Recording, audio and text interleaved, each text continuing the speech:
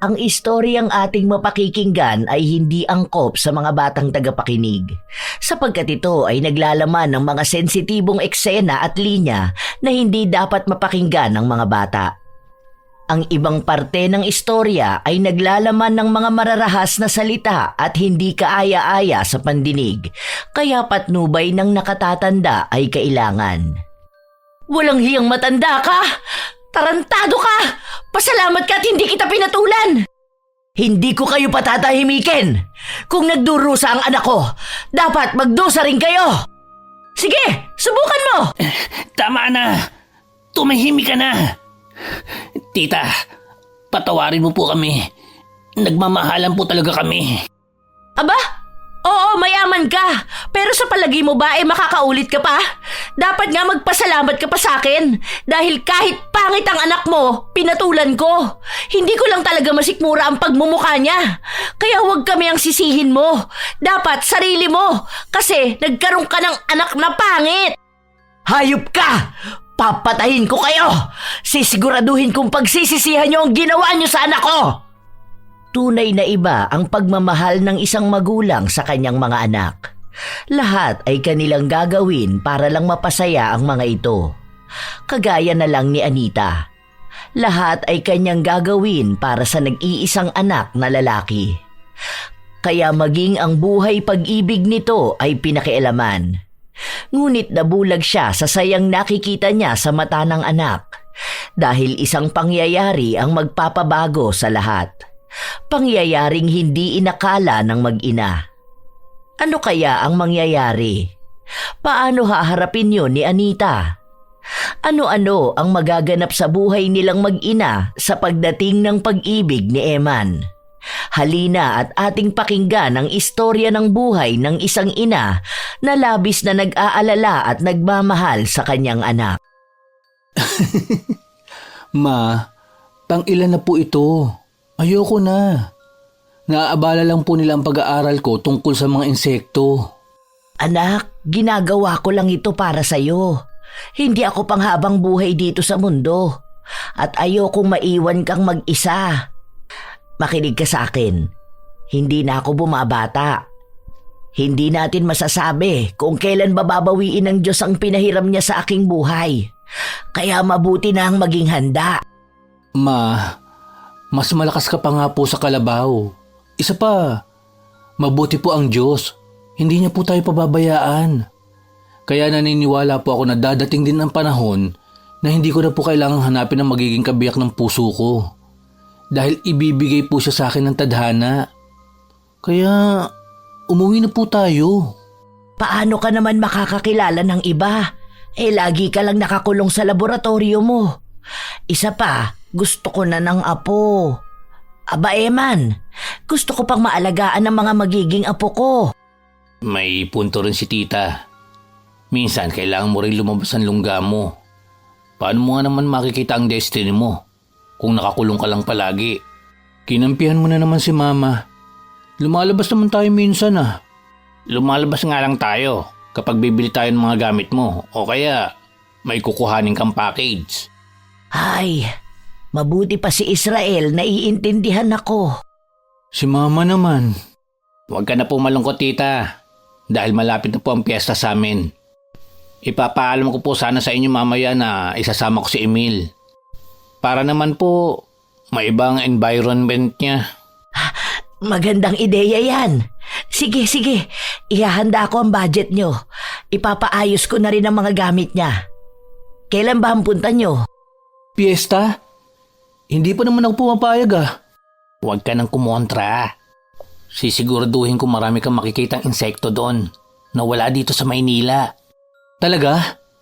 Sige, sasama ako. Very good. Masayang-masaya si Anita nang marinig niya ang pagpayag ng kanyang anak na sumama sa kababata nito at tumayong kuya na rin niya. Dahil si Israel ay isa sa mga nabigyan niya ng pagkakataong makapag-aral noon.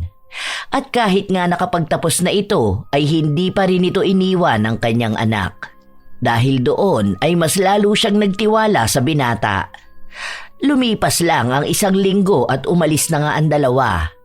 Dala nila ang kotse ni Eman ay tinungo nila ang Nueva Ecija na siyang probinsya ni Israel. Sigurado akong masaya ang bakasyon mo rito. Marami ba talagang kakaibang insekto sa inyo? Oo naman. Hindi lang insekto ang marami sa amin, kung hindi pati magagandang babae. Kuya Israel, alam mo naman na wala akong interes sa mga ganyan. Totoo ba? Bata pa lang ako, kilala mo na ako. Kahit kailan, hindi ako nagkagusto sa isang babae. Ang weird mo talaga. Sandali. Oo nga no. Simula noon wala ka pang naging crush man lang. Umamin ka nga. Wala ka ba talagang interes sa babae? O lalaki ang gusto mo? Ano? Mas wild pa palang imagination mo sa akin, Kuya Israel. Hindi ako bakla. Talagang wala lang nakakakuha ng interes ko. Isa pa, wala rin naman magkakagusto sa itsura ko. Mayaman naman kasi kayo. Bakit hindi mo na lang ipatanggal ang malaking balat mo sa mukha? Hindi na. Para saan pa? Sanay na ako sa balat sa mukha ko. Isa pa, paniguradong matagal akong hindi makakagawa ng mga experiment at mga observation sa mga insekto. Sayang lang ang oras. Para saan ba ang ginagawa mo? Plano ko kasing makagawa ng mga produkto gamit sila. Malay mo, yun pala ang ikayaman ko. At saka, curious din ako kung bakit sila nandito sa ibabaw ng mundo. Ano-ano ba ang uses nila? Ganun. Ha? Hay nako, hindi ko talaga maabot ang utak mo. Masyadong mataas. Grabe ka naman. Hindi naman ako ganun katalino. Maiba ako. Malayo pa ba tayo? Malapit na. Pero pagdating doon, magpapahinga muna tayo. Tapos bukas ng maaga tayo pumunta sa bukid para maghanap ng mga insekto mo. Sige. Ilang sandali pa, nakarating na sila sa bahay ni na Israel. Bagamat hindi mansyon ang bahay ng mga ito, ay masasabing malaki na rin naman ang bahay nila na gawa sa semento ngunit walang pintura. Iba sa mga bahay na nakita ni Eman habang papasok sila sa barangay nito. Malawak din ang bakura ng pamilya nila.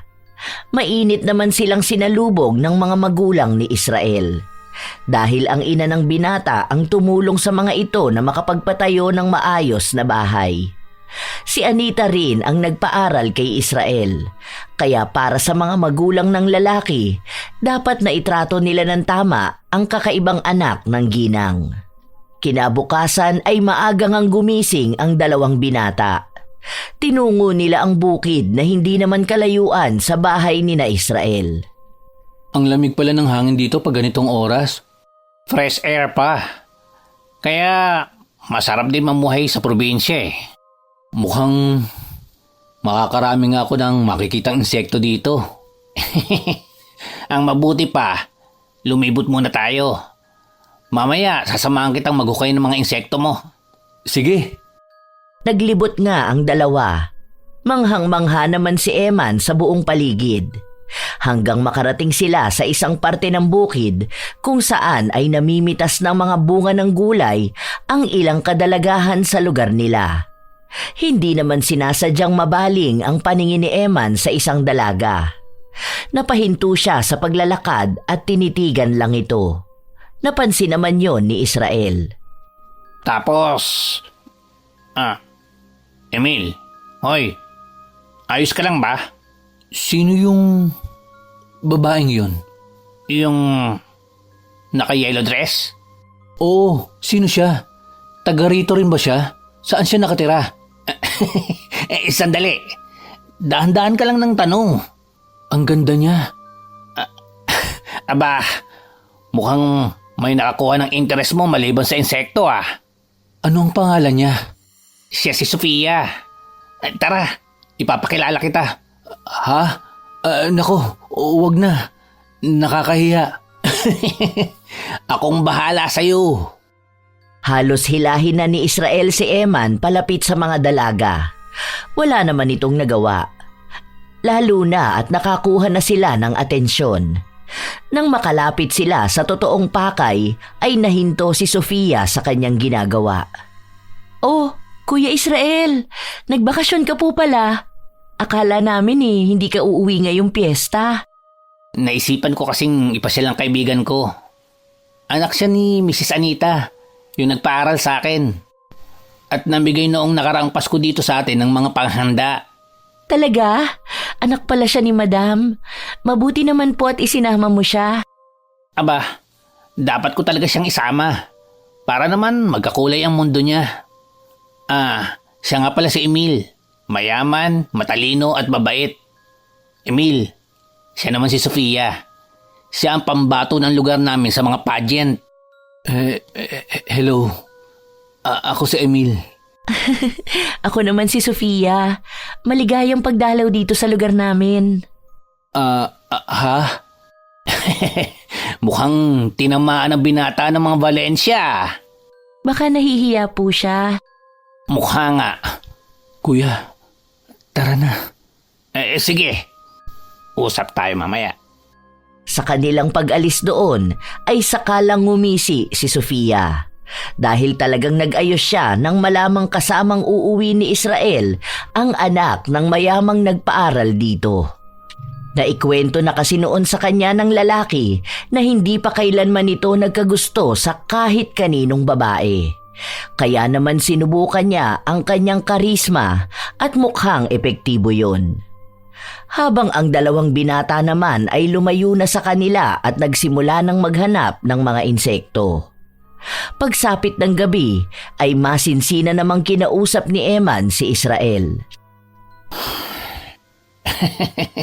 Oh, mukhang ang lalim ng iniisip mo . May problema ba? Hindi ka ba natuwa sa dami ng nakuha nating mga insekto? Masaya. Bakit ang lalim ng buntong hininga mo? Ano ba ang gumugulo sa isipan ng isang Emil Valencia? Ngayon ko lang din kasi naramdaman ito. Kaya hindi ako sigurado. Tungkol ba kasi saan? Baka makatulong ako. Kilala mo naman ako, di ba? Wala akong hindi kayang gawin. Kanina, doon sa may bukid.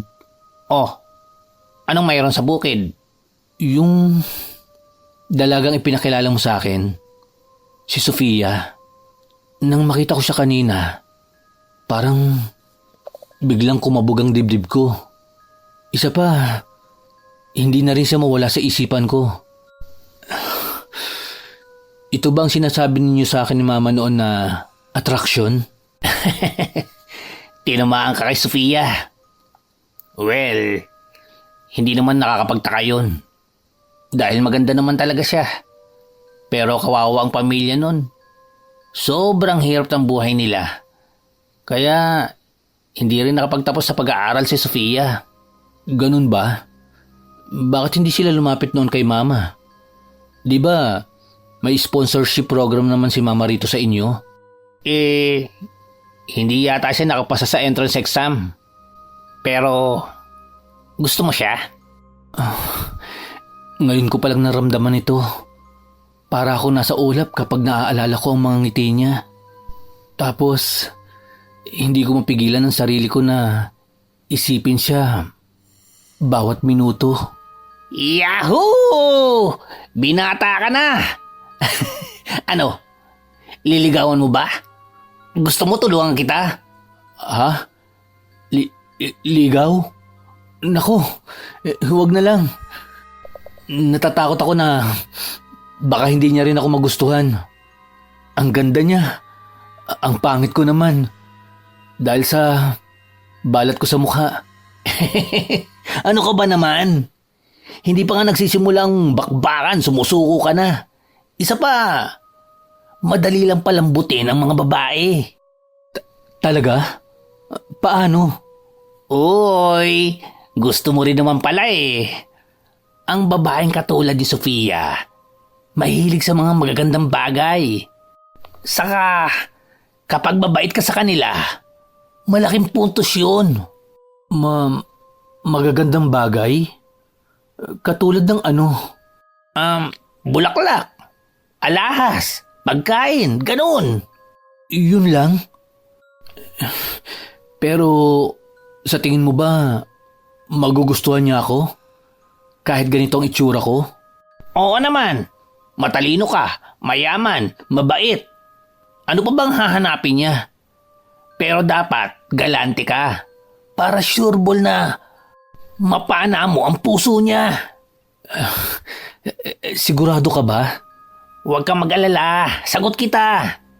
Ilalakad kita kay Sofia. May 2 araw pa naman tayo para maligawan mo siya.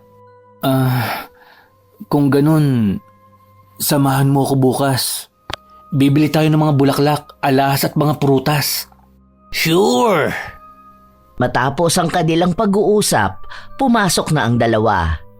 Masaya namang natulog si Eman.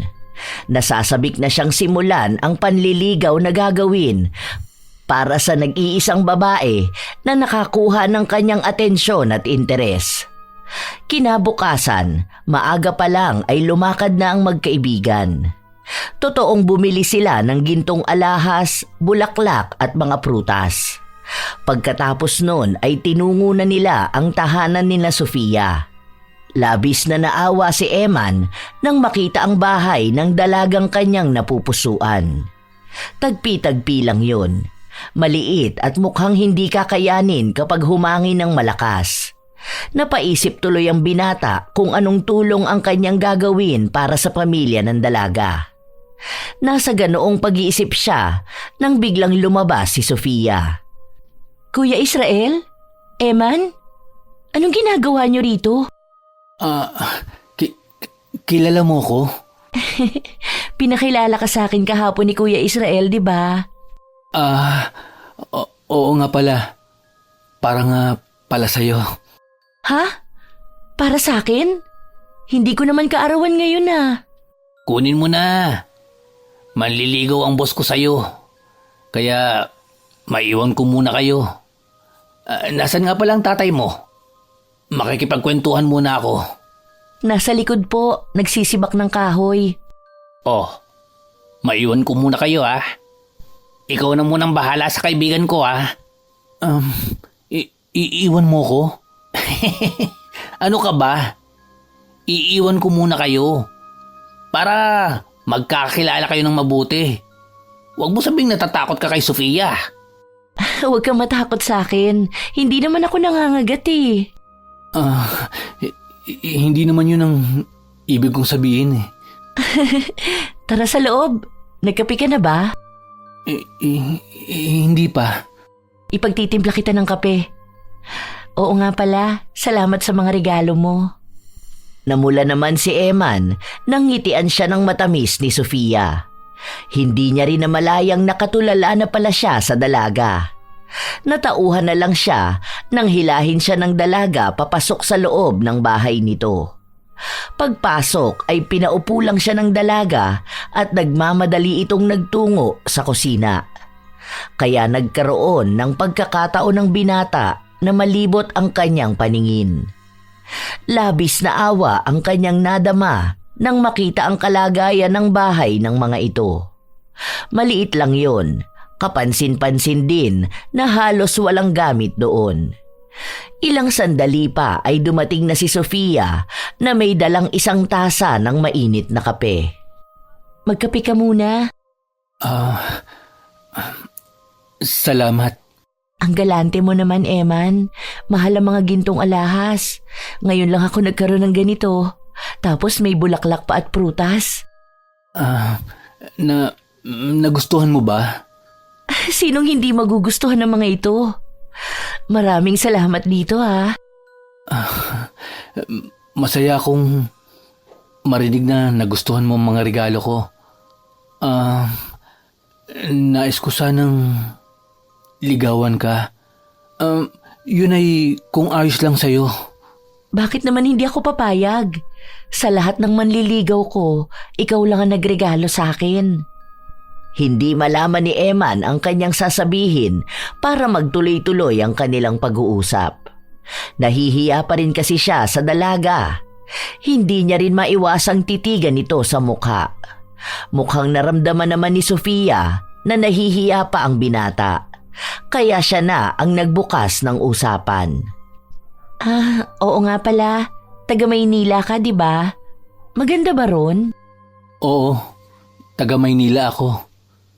Pero hindi naman ako masyadong lumalabas ng bahay. Hindi ka pa ba nakakarating doon?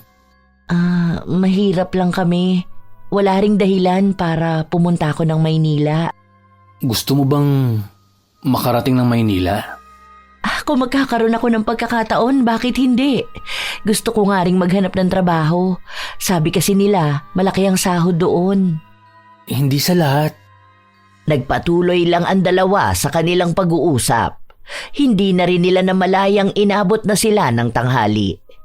Kung hindi pa bumalik si Israel at inaya siyang umuwi, ay tila hindi niya mapapansin ang oras. Parang ayaw na nga niyang matapos pa ang kanilang pag-uusap ng dalagang itinatangi. Pero wala siyang magawa. Nahihiya rin siya sa magulang ng dalaga. Sa kanilang pag-uwi ay kinausap niya si Israel tungkol sa isang tulong na nais niyang ibigay sa pamilya ni Sofia. Kuya, sa palagay mo ba papayag si mama na tulungan ko sila Sofia? Anong klaseng tulong? Gusto kong ipaayos ang bahay nila. Kahit simple lang. Lalo na at nalalapit na naman ang tag-ulan. Mukhang malaki ang tama mo kay Sofia. Sa bagay, maganda si Sofia. Panalo talaga kapag sinagot ka niya. At malakas ang pakaramdam ko na sasagutin ka niya. Talaga? Oo naman. Naputol ang kanilang pag-uusap nang tumunog ang cellphone ni Eman na nasa kanyang bulsa. Hindi na niya tiningnan pa kung sino ang tumatawag, sapagkat tanging ang kanyang ina at si Israel lang ang nakakaalam ng kanyang numero. Hello, Ma. Napatawag ka po. Namiss mo na po ba kami? Hello po, tita. Aba, mukhang ang sigla yata ng anak ko Siguro sandamakmak na naman ang insekto na nakuha mo. Tita, binata na po si Emil. Marunong nang manligaw. Kuya Israel. Talaga? Sa wakas, dyan mo lang pala matatagpuan ang babaeng magpapatibok ng puso mo. Kung alam ko lang, lagi tayong nagpupunta sa Nueva Ecija. Ma naman. Bakit ka nga po pala napatawag? Wala lang. Mangangamusta lang sana ako. Nakasaga pa tuloy ako ng magandang balita. Ay, Ma. May ihilingin po sana ako. Ano? Magpapakasal ka na? Magkakaapo na ba ako? Ma. Hindi po. Nanliligaw pa lang po ako. Ano pa lang sasabihin mo? Inuunahan mo po kasi ako Ang sasabihin ko lang naman po, tungkol po sa gusto kong gawin. Diretsuhin mo na ako. Ayoko na mga pabitin. Kasi Ma, kanina po, nakapasok po ako sa loob ng bahay ng nililigawan ko. Tagpi-tagpi lang po ang bahay nila. Lupa rin po ang sahig nila. Yung bubungan nila parang nakapatong lang. Malapit na po ang tag-ulan. Gusto ko po sana silang tulungang mapaayos ang bahay nila. Yun lang ba? Ay, wala problema sa akin. Magtatransfer ako sa bank mo, ha? Ipaayos mo ang bahay. Sige, siguraduhin mo rin na hindi matitibag ng hangin o bagyo ang ipapagawa mo. Nako. Ibig mo pong sabihin, Ma, ayos lang po sa inyo? Oo naman, anak. Naranasan ko rin ang mahirap na buhay noon. Naranasan kong mawalan ng tahanan dahil sa bagyo. At nangako ako na kapag may nangangailangan ng tulong ko ay tutulong ako. Gets mo? Thanks, Ma. The best ka po talaga, tita. Kaya po bless kayo. Kasi hindi po kayo madamot sa blessing. Naman. Kaya Israel, ikaw na ang bahala Alam mong hindi marunong sa pagpili ng mga materyales si Eman. I-guide mo siya. Opo. Ako na pong bahala. Gaano po ba kalaki? Mas malaki sa bahay nila ngayon. Pero simple lang. At masasabing totoong bahay. Noted. Bukas, kausapin na natin sila. At para maganda ang paalam mo kay Sofia. Dahil sa susunod na araw, uuwi na tayo. Yun nga ang ginawa nila kinabukasan. Kinausap nila ang magulang ni Sofia. Halos hindi makapaniwala ang mga ito. Panay din ang pasasalamat nila sa binata. Kaya kaagad nilang sinimulan ang pagpapagawa. Nang sumapit na ang gabi ay solong nag-uusap sina Sofia at Eman. Plano na kasing magpaalam ng binata. Maraming salamat, Eman. Hindi ko alam kung paano ko maibabalik ang tulong na ito. Sa 24 na taon kong nasa ibabaw ng mundo, ngayon lang kami nakaramdam ng kapanatagan. Maliit na bagay, Sofia. Isa pa, nalalapit na ang tag-ulan. At batid kong hindi safe ang bahay niyo. Tumatanda na rin ang mga magulang mo. Kaya bilang patunay ng katapatan ko sa hangarin ko sa'yo, gagawin ko ang lahat ng makakaya ko para panatag at payapa ang bawat gabi nila. Salamat. Nagulat nga ako na sa loob lang ng isang araw ay halos patapos na rin. Baka bukas o sa susunod na araw buo na ang bahay. Mabibilis ang kinuhang trabahador ni Kuya Israel. Oo nga pala, Sofia. Baka ito na ang huling araw ng bakasyon ko rito. Baka matagalan pa bago ako makabalik. Ha? Ganun ba? Kung ganun, sinasagot na kita, Eman. Anong sinabi mo? Sinasagot mo na ako? Sigurado ka ba? Kahapon lang. Oo, sinasagot na kita. Alam ko mabilis ang pagdedesisyon ko, pero natatakot ako na makakilala ka pa ng iba sa Maynila. At sigurado ako na gusto rin kita. Iba naman na ang panahon ngayon. Hindi na uso ang matagalang ligawan. Ano kaya kung sumama ka na lang sa amin sa Maynila? Papakiusapan ko si Mama. Natulungan ka makapag-aral kahit vocational lang. Ha? Talaga? Yun ay kung papayagan ka ng mga magulang mo. Oo naman. Napakaswerte ko talaga at nakilala kita.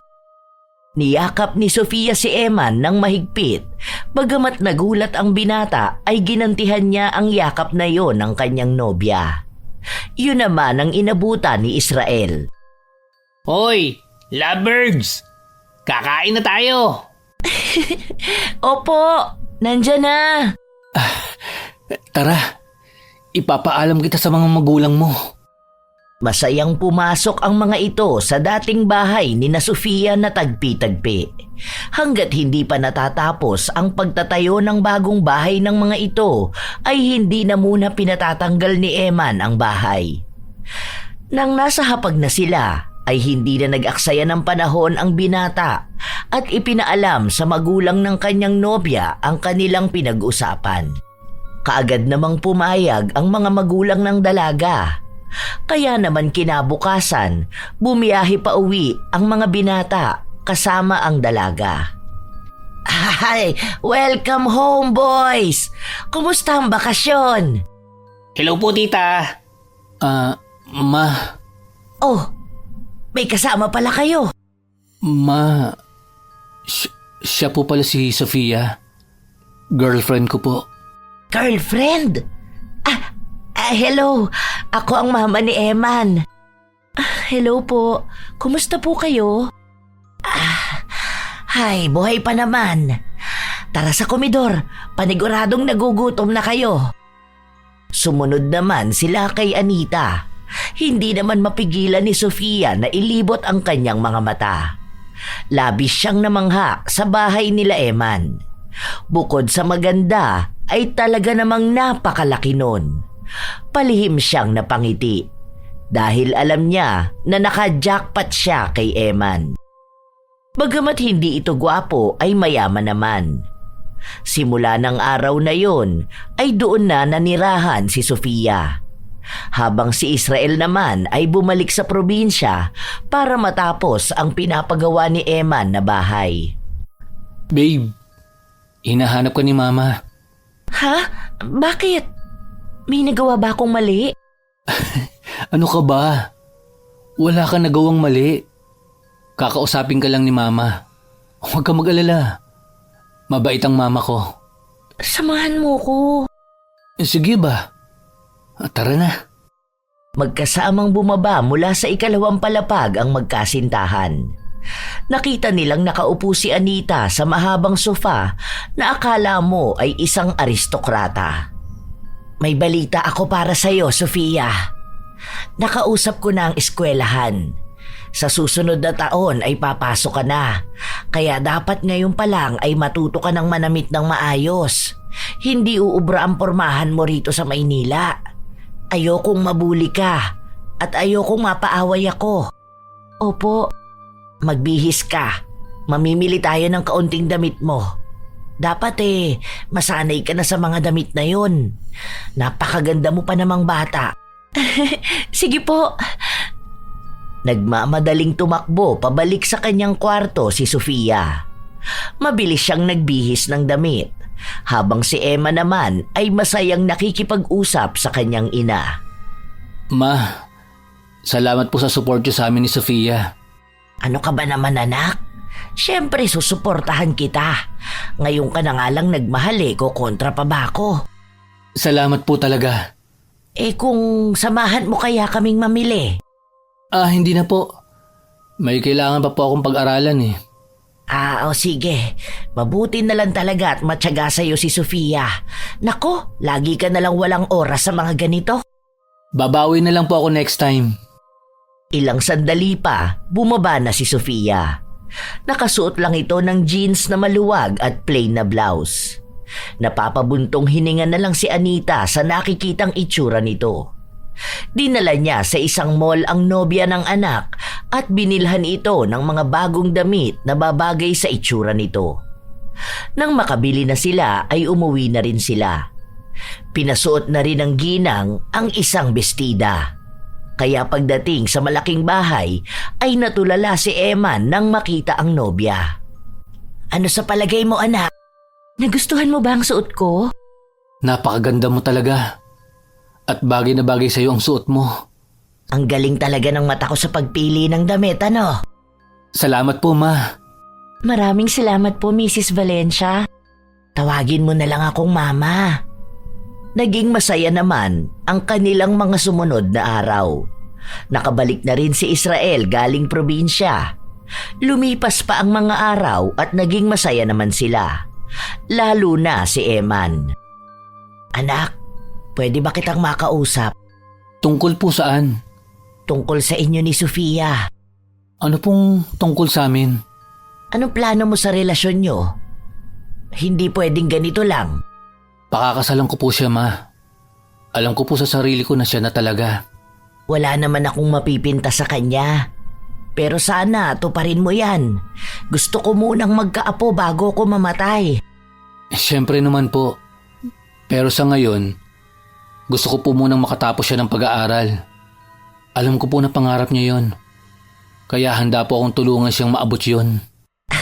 Hindi talaga ako nagkamali sa pagpapalaki sa iyo. Pero wala ka bang balak ipatanggal ang balat sa mukha mo? Ma, tanggap at mahal ako ni Sofia kahit mayroon ako nito. Kaya para saan pa po? Ang mahalaga po sa akin, mahal ako ng mga taong mahal ko.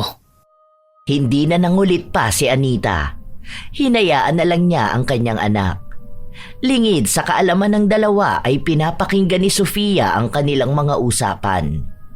Napangisi ng malaki ang dalaga sapagkat may planong nabuo sa kanyang utak. Plano na sigurado siyang makakamit niya. Nang marinig niya ang papalapit na yabag ng ginang ay dali-dali siyang bumaba ng hagdan. Tinungo niya ang kusina at nagtimpla ng gatas para sa nobyo. Yun naman ang inabutan ni Israel. Sofia, para ba sa akin yan? Mayaman ka ba? Para kay Eman to. Mukhang nahulog ka na sa kanya. Ano? Pera-pera na lang? Tigilan mo nga ako. Ikaw ang nagplano nito. Bakit ako ngayon ang kinu-question mo? Binibiro lang kita. Masyado ka naman seryoso. Hindi bale. Pag tuluyan ang nahulog sa bitag natin si Emil, lalayo na tayo. Totoo ba? Oo naman. Alam mong mahal na mahal kita, Sofia. Ang tagal ko ngang nagnasa sa'yo. Isa pa, para sa future natin to. Promise mo yan ha? Oo, konting tiis na lang. Grabe na nga ang pagtitiis ko eh. Nakakadiri na. Minsan nga, iniisip ko na lang na ikaw ang hinahalikan ko. Dahil sa tuwing nakikita ko ang pagmumukha niya, nasusuka ko. Mabuti na lang talaga at mapera siya. Kaya nga, pag sapat ang pera natin, lalayo na tayong dalawa. Magsasama na tayo. Kaya huwag ka nang mag-alala. Sa totoo lang, may naisip akong plano para mapabilis ang pag-alis natin dito. Plano? Anong plano? Basta, magtiwala ka lang sa akin, babe. Ikaw talaga, babe. Sige na, dadaling ko lang to kay Eman. Love you, babe. Inirapan lang ni Sofia si Israel bago niya dinampot ang isang baso ng gatas. Nilagpasan lang niya ang binatang kasabwat. Muli ay pumanhik siya at kumatok sa pinto ng kwarto ni Eman. Pasok. Hi, babe. Di na lang kita ng gatas. Alam kong pagod ka na dyan sa ginagawa mo. Ang sweet naman ng babe ko. Ganyan kita kamahal. Patikim nga ng timpla ng babe ko. Tinungga ni Eman ang gatas na tinimpla ni Sofia. Mabilis niyang inubos yun at nakangiting inabot muli sa nobya ang basong wala ng laman. Masarap ba? Sobra. Mas lalong lumaki ang pagkakangiti ni Sofia nang makita niyang ininom nga ni Eman ang gatas na kanyang dala. Sa isip-isip niya ay sigurado na ang kanyang tagumpay. Ilang sandali lang ay biglang nagbago ang ekspresyon ng mukha ni Eman. Para itong hindi komportable at init na init. Tumalab na ang gamot na nilagay ko. Mabilis lang pala. Babe, pwedeng makisuyo. Palakas ako ng aircon. Parang biglang uminit eh. Pero sa halip na gawin yun ni Sofia, ibinaba niya ang strap ng kanyang suot na spaghetti strap na dress. Mapang-akit na lumapit siya kay Eman at dahan-dahang hinaplos ang labi ng nobyo hanggang sa dibdib. Babe, anong ginagawa mo? Nakikita ko sa mga mata mo na ito ang gusto mo. Handa akong gawin ang lahat para sa'yo. Pero... Hindi na natapos pa ni Eman ang kanyang sasabihin nang siilin siya ng halik ni Sofia. Dala ng init na nararamdaman ay hindi na nagdalawang isip ang binata na gantihan ang mapusok na kilos ng dalaga. Nang hindi na mapigilan ng binata ang nais ng kanyang katawan ay binuhat niya si Sofia at maingat itong ibinaba sa kama. Doon ay isa-isa nilang tinanggal ang kanilang mga damit. Kasama na ang mga saplot na nakatakip sa masisela nilang bahagi. Nagpatuloy sila sa halikan. Naging mapangahas na rin si Eman. Gigil na gigil niyang nilalaro ang dibdib ng nobya habang hindi pinuputol ang kanilang halikan. Yun naman ang inabutan ni Anita. Nagkunwari naman si Sofia na itinulak ang nobyo at tinakpan ang sarili. Ano to, Eman? Hindi kita ganito pinalaki. I'm sorry po, ma. Hindi ko po alam kung anong nangyari sa akin. Hindi ko po napigilan ang sarili ko. Sorry, babe. Napuwersa yata kita. Ginusto ko rin naman eh. Pumayag din ako. Tiwala naman ako na hindi mo ko itatapon lang. Ano ba kayo, mga kabataan kayo? Hindi na kayo nag-iisip. Ikaw, Sofia, ano na lang ang sasabihin sa akin ng mga magulang mo? At ikaw naman, Eman, hindi pwedeng ganito. Pakakasalan ko po si Sofia. Yun ay kung papayag po siya. Hindi pwedeng hindi. Paano na lang kung mabuntis siya? Papakasalan mo ko? Oo, pakakasalan kita. Pumapayag ka ba? Oo, pumapayag ako.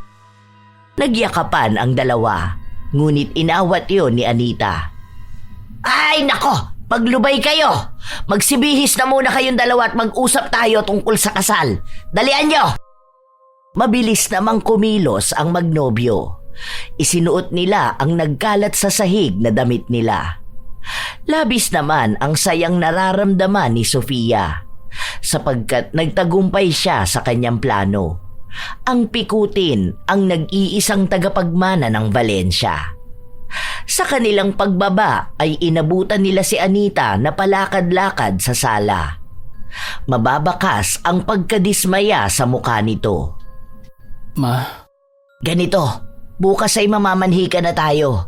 Kailangan ay madaliin ang kasal ninyo. Dahil wala ng isang buwan ay magsisimula na ang klase ni Sofia. Israel, ihanda mo ang mga dadalhin natin. Pasensya na po kayo. Nangyari na. Wala na tayong magagawa. Ano ba ang plano nyo? Kasal sa simbahan o sa west lang muna? church wedding po. Kung ganun magiging abala ko sa paghahanda. Huwag mo na pong abalahin ang sarili mo, Ma. Kaya na po namin ni Sofia to. May ipon naman po ako. Bahala ka! Nag-walk out si Anita at nagtungo sa kanyang silid. Hindi pa rin siya makapaniwala na mahuhuli ang kanyang anak na may ginagawang immoral. Habang ang tatlo namang naiwan ay nag-uusap. Kasalan na kaagad? Parang kailan lang kayo nagkakilala. Ang bilis talaga ng panahon. Ikaw ang best man ko. Wala naman akong pagpipilian eh. Ako lang ang kaibigan mo. Galit kaya sa akin si Mama? Ano ka ba? Hindi galit yun. Nabigla lang siguro siya. Oo nga. Ano nga palang ihahanda ko bukas? Ikaw na ang bahala. Hindi ko naman alam kung paano ba mamanhikan sa lugar ninyo. Simple lang, babe. Kailangan may ibibigay kang baboy bilang regalo sa mga magulang ko. Yun lang? Sa isang mahirap na kagaya namin, malaking bagay na yun. Hindi. Maghanda ka ng 2 baboy, mga prutas, gulay, at 5 milyon. 5 milyon? Sa ngayon, yun pa lang ang may regalo ko sa mga magulang ni Sofia. Pero nais ko rin bumili ng isang set ng alahas. Para naman sa babe ko. Babe, sobra-sobra naman yun. Babe, kulang pa yun. Huwag mo kalimutan, kuya, ha? Magpapahinga na kami ni Sofia. Noted. Ako nang bahala. Kinabukasan ay namanhikan nga sila. Nabigla man ang mga magulang ni Sofia ay wala na itong nagawa pa kundi ang pumayag. Tumatanggi pa ang mga ito sa regalo na kanilang dala. Ngunit sa huli ay tinanggap din naman. Lumipas pa ang mga araw at labis na naging abala ang mga ito para sa kasal ng magkasintahan. Babe, hindi kita masasamahan ngayon sa pagkuha ng mga damit ng mga abay. Kasama mo naman ang mga kaibigan mo, di ba? Oo, babe. Kaso, paano yung bayad? Send ko na lang sa Gcash mo. Babe, may sasabihin sana ako eh. May problema ba? Uutang sana ako sa'yo. Gusto daw kasi sana ni tatay na magtayo ng piggery. Para pag wala na raw sila, may maipapamana sila sa mga magiging apo nila. Anong utang ba ang sinasabi mo? Kunin mo ang checkbook ko. Ikaw na ang maglagay ng amount. At sa'yo ko na lang ipapangalan. Talaga, babe? Naku, maraming salamat. Kaya mahal na mahal kita eh. I love you. I love you more. Nagyakapan ang dalawa. Pagkatapos ay nagmamadaling umalis si Sofia. Lingid sa kaalaman ni Eman ay nabudol siya ng kanyang mapapangasawa. Sapagkat hindi naman totoo ang sinabi nitong nanghihiram ang kanyang mga magulang. Isa yon sa kanyang plano para sa pagtakas nila ni Israel. Ngunit totoong kukunin niya ang mga damit para sa abay. Yun naman ang inuna niya. Bago siya nagpunta sa bangko at ipinasok sa bank account ni Israel ang mahigit sa 10 milyon. Pagkatapos nun ay nakipagkita siya sa kasabwat at naghotel sila.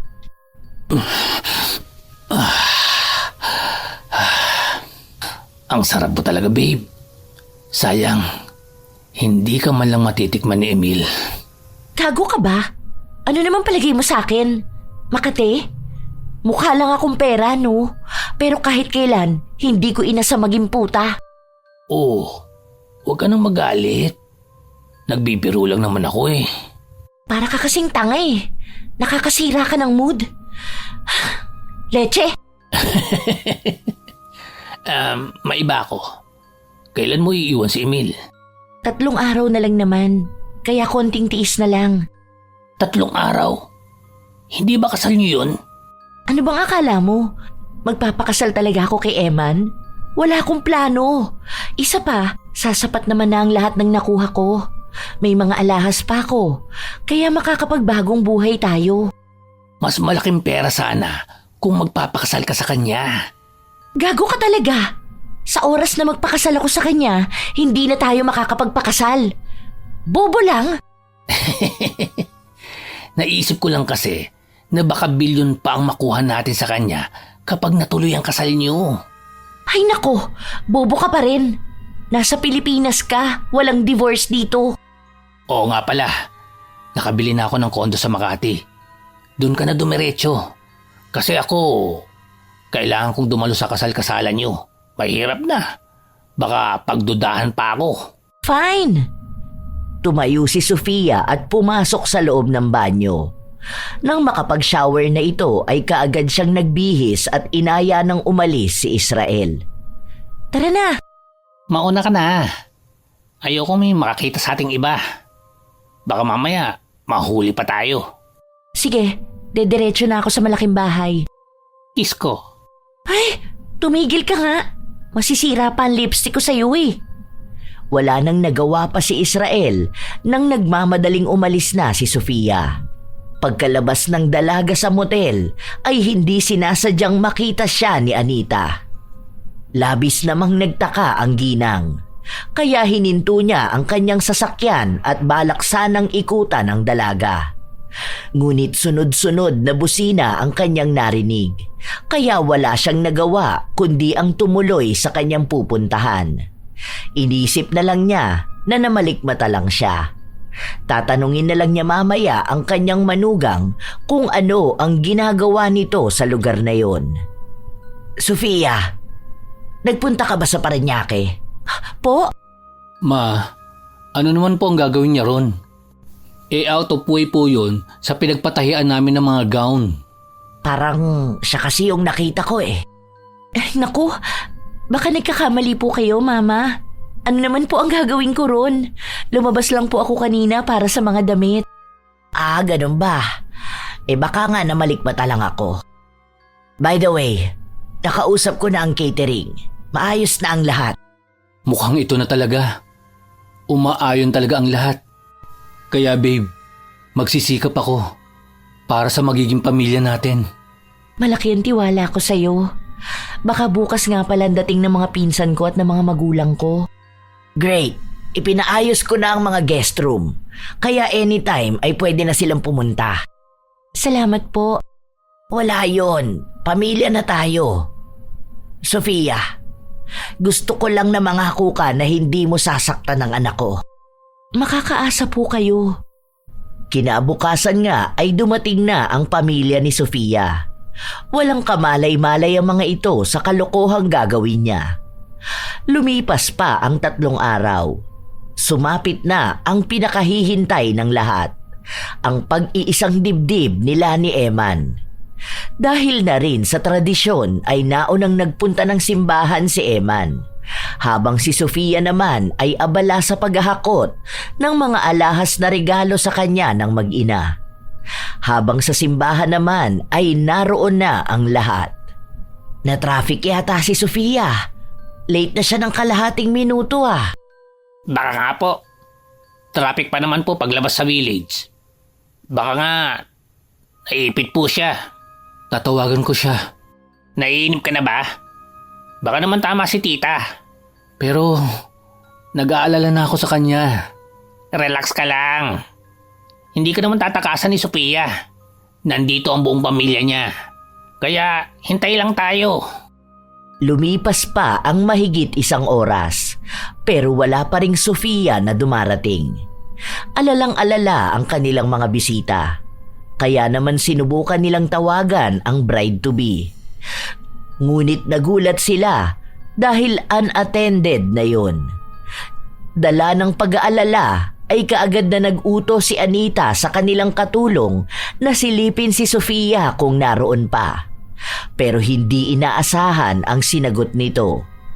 Hindi makapaniwala ang ginang, kaya napatitig siya sa kanyang anak. Pagkababa ng tawag ay nilapitan niya ito. Ma, anong sabi nila, Manang? Wala na daw si Sofia sa bahay. Ma, baka napaano na po siya. Tumawag na po kaya tayo ng pulis. Wala na rin ang lahat ng gamit niya, anak. Pati ang mga alahas na ibinigay natin. Sa palagay ko tumakas na siya. Hindi po totoo yan, Ma. Sabihin mo po nagbibiro ka lang. Totoo ang sinasabi ko. Israel, pauwiin mo na ang mga bisita. Hindi na tuloy ang kasal. Nang marinig yun ay umiiyak na nagtatakbo si Eman. Sumakay siya ng taxi at umuwi. Halos madapa pa siya sa kamamadaling tinungo ang silid ng kanyang nobya. Ngunit parang gumuho ang kanyang mundo nang makitang nakabukas ang lahat ng drawer at cabinet nito at wala ng mga laman. Hindi siya makapaniwala sa nangyayari ng mga sandaling yun. Lumipas pa ang mga araw matapos ang mga pangyayaring yun. Sinubukan pang hanapin ni Eman si Sofia, pero talagang hindi niya ito mahanap. Habang si Israel naman ang inutusan ni Anita na ihatid ang pamilya ng dalagang hindi sinipot ang kanyang anak. Dahil sa nangyari ay labis na naapektuhan si Eman. Nandyang nagwawala ito. May pagkakataon pa na sinubukang magpakamatay ng binata. Hanggang isang araw ay nagulat na lang si Anita nang makitang aalis si Israel ng 10 oras ng gabi gamit ang kotse. Kaya naman sinundan niya ito. Ngunit hindi niya inaasahan ang kanyang matutuklasan. Anong ginagawa niya rito ng ganitong oras? Nasagot ang katanungan ni Anita nang makita niya si Sofia na yumakap kay Israel. Labis siyang nabigla. Kaya naman dahan-dahan siyang bumaba sa kanyang sasakyan at nagtago sa isang puno na malapit sa dalawa. Doon ay pinakinggan niya ang usapan ng mga ito. Babe, ano ba ang meron? Anong oras na? Pinapunta mo pa ako rito. Alam mo namang, nag-iingat ako sa bawat galaw ko sa bahay. Paano na lang kapag nalaman nilang magkasabwat tayo? Praning ka lang. Pinapunta nga pala kita rito para hiramin ang card mo. Nando naman ang pera ko Aanhin mo naman ang card. Nagugutom ako. Gusto ko kumain ng masarap. Namiss mo lang yata akong kainin Pwede. Mukha na mismo na rin ang pagkain mo sa akin. Hindi na nakapagpigil pa si Anita at walang pagdadalawang isip na sinugod niya si Sofia.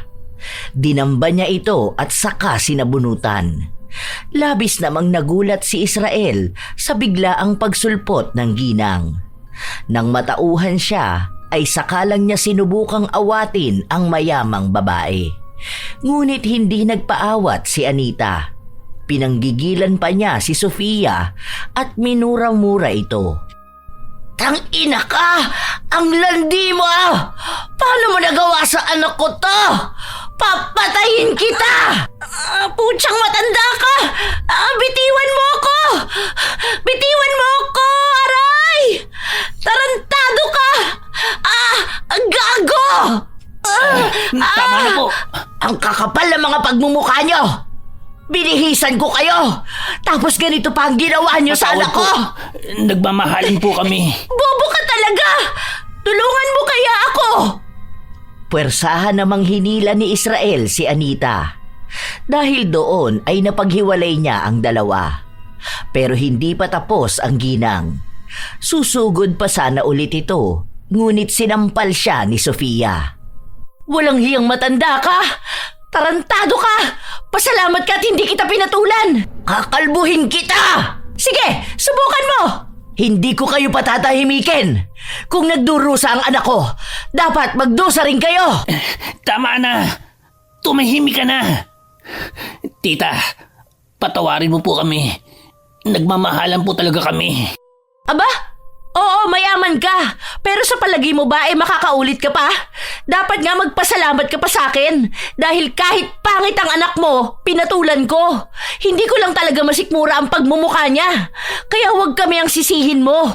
Dapat sarili mo. Kasi nagkaroon ka ng anak na pangit.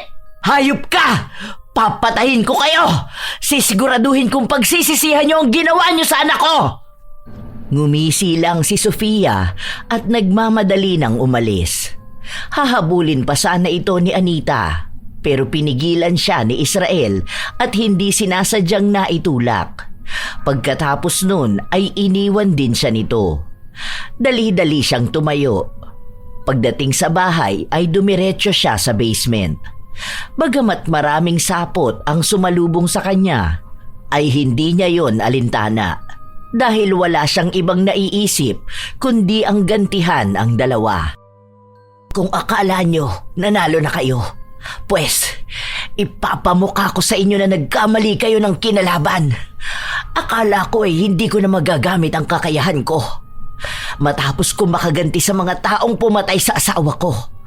Pero mukhang kayo pa ang naging daan para bumalik ako sa gawain ito. Pagdating sa pinakababa ng basement ay kaagad na nilapitan ni Anita ang isang baul na punong-puno na ng alikabok. Mula doon ay naglabas siya ng 2 itim na kandila at mga garapong naglalaman ng iba't ibang hayop.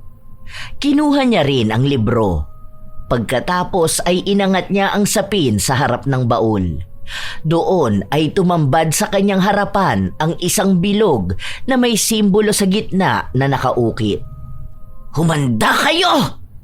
Sinindihan niya ang 2 kandila. Itinirik niya yon sa kanyang harapan. Pagkatapos ay binuklat niya ang kanyang libro at malakas na binasa yon.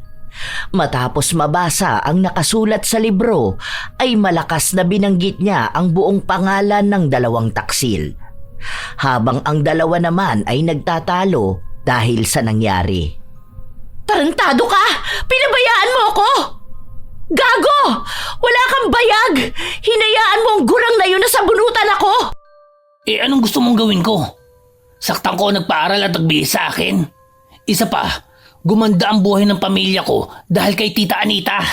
At sa nangyari kanina, akala mo ba'y makakapasok ka pa sa buhay nila? Ang tanga-tanga mo! Hindi mo man lang namalayang nasundang ka niya! Sumusobra ka na! Aray! Ang sakit ng tiyan ko! Hindi mo ako maloloko! Mokong na to! Gagawin pa akong kagaya niya! Buisit! Makaligo na nga lang! Pagpasok ng banyo ay plano sanang maghilamos ni Sofia. Pero nagulat siya nang makita ang kanyang refleksyon. Nagbabalat ang maganda niyang mukha. Hindi lang siya basta nagbabalat dahil may mga puting uod din na gumagapang doon. Kaya naman sumigaw siya ng malakas. Ngunit walang Israel na lumapit. Kaya tumakbo siya palabas ng banyo. Doon ay inabutan niya ang walang malay na binata. Lumolobo rin ang mga paa at kamay nito. Dahil laki siyang probinsya ay may duda na siya kung ano ang nangyayari sa kanila. Kaya naman tinawagan niya ang kanyang pamilya at pinapahatid sa mga ito ang magaling na albularyo sa kanilang lugar. Iyon ay si Lolo Dencio. Lumipas pa ang halos 1 oras at dumating na rin ang matanda. Gising na rin si Israel. Salamat naman at dumating ka na. Gamutin mo na kami. Kararating ko lang. Hindi ko kayo basta pwedeng gamutin. Dahil walang saysay kung hindi natin alam kung sino ang ating kinakaharap. Ang dami mo pang sinasabi. Dalian mo na nga lang. Saka kilala ko kung sinong may gawa sa amin ito. Iisa lang naman ang nakaaway namin Kung ganon, sabihin mo sa akin ang pangalan. Si Mrs. Valencia. Ano ang ginawa niyo sa kanya? Paano niyo nagalit ang isang mabait na taong kagaya niya? Wala ka ng pakiron. Ang mabuti pa, gamutin mo na kami. Pasensya na. Mukhang hindi ko kayo matutulungan. Malaki ang utang na loob ko sa ginang. Siya ang dahilan kung bakit buhay pa ako. Kaya, ipagpaumanin niyo. Leche! Sinayang mo ang oras ko! Kung wala ka palang maitutulong, umalis ka na rito! Walang silbi! Nagkamali kayo ng binangga. Wala kang pake! Sa tingin ba niya natatakot ako? Isa pa, makakahanap din kami ng makakagamot sa amin. Hindi lang naman ikaw ang albularyo sa mundo. Bahala ka. Huwag mo akong sisisihin kapag may nangyaring masama sa inyo ng kasabwat mo. Sa pagtalikod ng matanda ay naghihiyaw na naman si Israel sa sakit ng kanyang tiyan.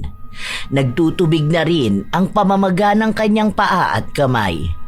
Kasunod nun ay ang paglobo ng tiyan ng binata. Habang si Sofia naman ay hindi na napapansing unti-unting nalulusaw ang kanyang mukha. Habang sa malaking bahay ay napansin ni Eman na nakabukas ang basement na laging nakakandado noon. Kaya naman bumaba siya at doon ay naabutan niya ang kanyang ina. Ma, ano pong ginagawa mo? Para sa'yo ito! Napaatras si Eman nang makita niya si Anita na may hawak na isang ahas na may laslas ang leeg. Pinapatak ng ginang ang dugo nun sa isa na parang bao at umuusok ang laman sa bawat pagtulo ng dugo. Pagkatapos ay bigla na lang umapoy yun. Kasabay nun ay ang pangingisay ni Israel. Labis namang nataranta si Sofia. Hayop na buhay naman to! Hoy! Israel! Tumayo ka dyan! Kailangan natin maghanap ng magaling na albularyo! Ngunit hindi talaga makatayo si Israel sapagkat lumobo na ng napakalaki ang tiyan, paa at kamay nito. Ilang sandali pa ay sumabog na lang bigla ang mga paa at kamay ng binata. Nabiyak naman ang tiyan nito at may lumabas na ahas na mabilis kumilos at tinuklaw si Sofia. Mabilis na natumba ang dalaga sa lakas ng kamandag nito. Kasunod nun ay pumulupot sa leeg nito ang ahas at paulit-ulit na tinuklaw ang mukha niya. Hanggang sa malagutan siya ng hininga. Magkaganon pa man ay wala kahit maliit na pagsisisi siyang nararamdaman. Habang sa malaking bahay ay labis namang natuwa si Anita. Sa wakas ay tapos na. Hindi ko inakala na matatapos ito ng ganito kadali. Ma, ano pong ibig mong sabihin? Wala anak. Halika na sa taas. Ililigpit ko lang ito. Ano po ba kasi ang ginagawa nyo? Gusto mo ba talagang malaman? Opo.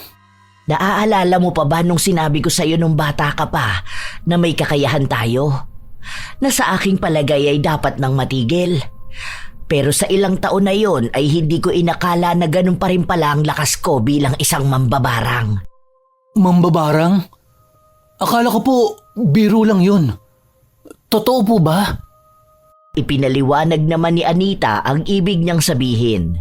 Inamin din niya sa kanyang anak ang natuklasang pagtataksil ng matalik nitong kaibigan at nobya. Sinabi niya na iginanti lang niya ang paghihirap na dinanas nito sa mga manlolokong tao. Naintindihan naman yon ng binata. Matapos ang pangyayaring yun ay unti-unti nang gumagaling si Eman. Nakaka-move on na rin ito. At hindi nagtagal ay nakakilala ng taong magmamahal sa kanya ng totoo. Labis naman ang saya ni Anita. Kaya kahit na masama ang kanyang nagawa ay nagpasalamat pa rin siya sa Diyos. Sa paglipas ng taon ay nagkaroon na ng anak si Eman sa pangalawa at huling babaeng minahal niya. Minsan, sa buhay natin ay nakakatagpo talaga tayo ng mga taong tinulungan mo na ay lolokohin ka pa. Iba-iba ang mga tao.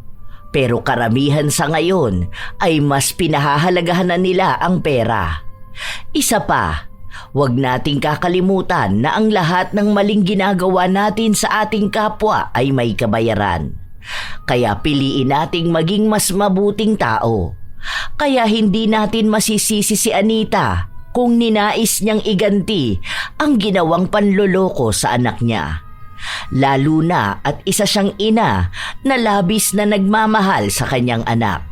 Lagi nating tatandaan na ibang gumanti ang isang ina. Pero masisisi ba natin siya? Huwag din nating kalilimutan na ang mabubuting tao ay iba kung magalit. Maraming salamat sa inyong lahat.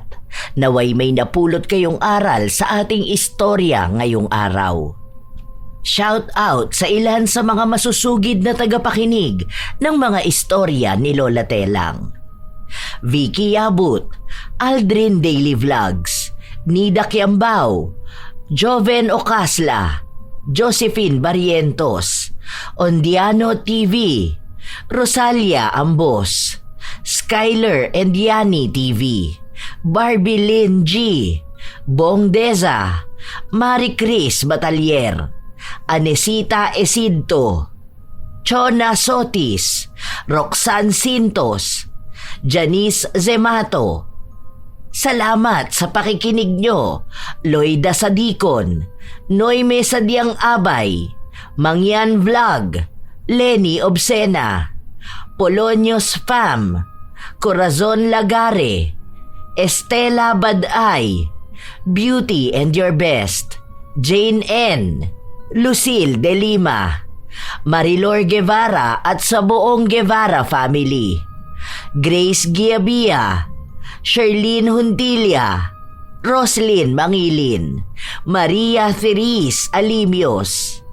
Shout out sa inyo, Cherry May Libiran, Salvadora Morales, DC7 Vlog, Tita Dagupan, Irish Abela Tuazon, Vicky Cabidoy, Flora del Lanch, Filipina Palsario, Zedric Banyaga, Tess Villarico, Ami Bag, Chinita Closa, Wendy Ignacio, Milrose Demate, Arvid Shane Hoiberg Channel, Sydney Crosswind, Hazel Fiesta, Esteli Reyes, AJ Chua, Francisco Neng at kay Gia Gigi. Ito ang inyong Lola Telang at maraming salamat sa palagi ninyong pakikinig mga apo.